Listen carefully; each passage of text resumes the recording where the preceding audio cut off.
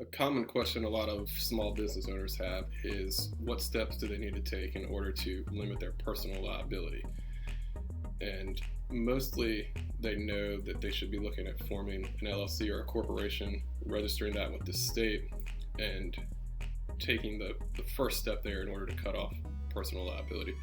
But I think some confusion comes up sometimes about whether or not that's all they need to do, or are there additional steps that they need to take and look into. And so the answer is yes. Forming an LLC or corporation with the state is the first step you would take in order to try and limit your personal liability. But you need to take a few steps on top of that, depending on whether you're an LLC or a corporation.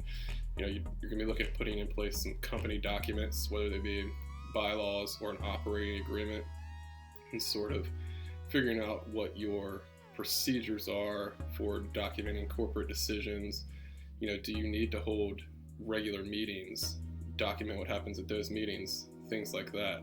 So they're referred to as corporate formalities, and I think businesses need to be aware that they exist and think about what steps they need to take to put those in place in order to really limit their personal liability.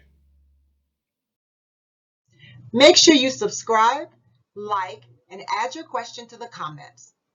We look forward to helping you on your entrepreneurship journey to build a feasible, sustainable, and profitable business. So subscribe, and we will see you once again next week.